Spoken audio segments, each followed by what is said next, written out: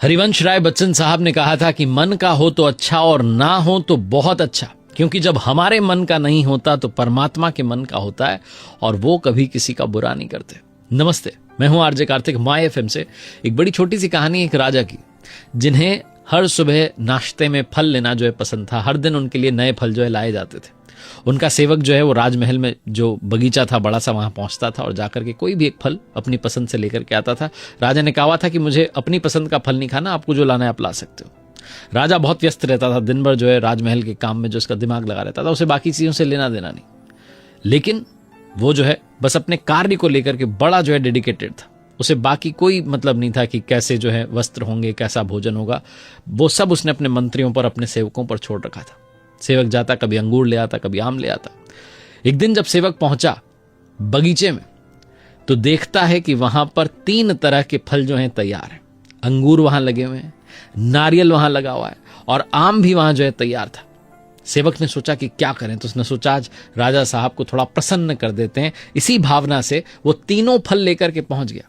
नारियल के वृक्ष से नारियल जो है लेकर के आ गया, अंगूर की जो बेल थी वहां से अंगूर ले लिए, आम भी उसने तोड़ लिए और तीनों सजा करके जो है थाल में वो आगे की तरफ बढ़ ही रहा था कि अचानक उसके हृदय ने उससे कहा कि 3 फल क्यों ले जाने, जब राजा एक ही फल खाता है तो एक ही लेकर के जाओ। और उसने नारियल और आम जो थे बाहर ही छोड़ दिए और जब राजा के दरबार में गया तो सिर्फ अंगूर लेकर के गया। दोनों फल बाहर छोड़ दिए। उसने कहा शायद मेरी अंतरात्मा से जो आवाज आई है वो कुछ तो सही सोच करके कह रही होगी। वो अंदर पहुंचा, अंगूर का थाल जो है राजा के सामने रख दिया। राजा जो था वो किसी बात को लेकर के मंत्री से उलझा हुआ था, बहस में था, उसका दिमाग सारा वहां उलझा हुआ था। राजा अपनी उस थाल में से एक अंगूर उठाते, मुंह में रखते और दूसरा अंगूर तोड़ करके बाहर सामने की तरफ फेंकते जहां वो सेवक बैठा हुआ था। एक एक करके जो है उस पर अंगूर आते चले जा रहे थे। उसको लग रहे थे, लेकिन वो जैसे तैसे कभी पकड़ने की कोशिश करता, कभी आकर के सिर पर लग जाता, लेकिन अंगूर उसकी तरफ आ रहे थे। और जैसे ही अंगूर उसकी तरफ आता वो ऊपर देख करके परमात्मा को धन्यवाद देता। फिर से अंगूर आता, फिर से परमात्मा को धन्यवाद देता।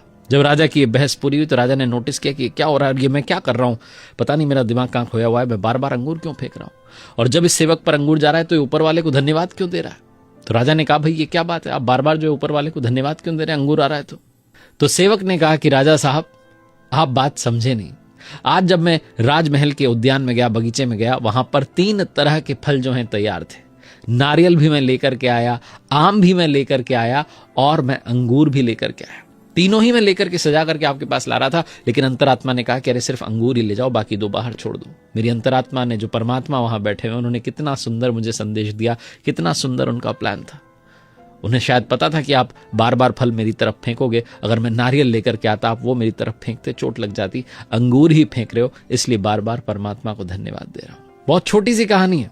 परमात्मा का जो प्लान है, जो गॉड्स प्लान है, वो हमेशा बेस्ट प्लान होता है।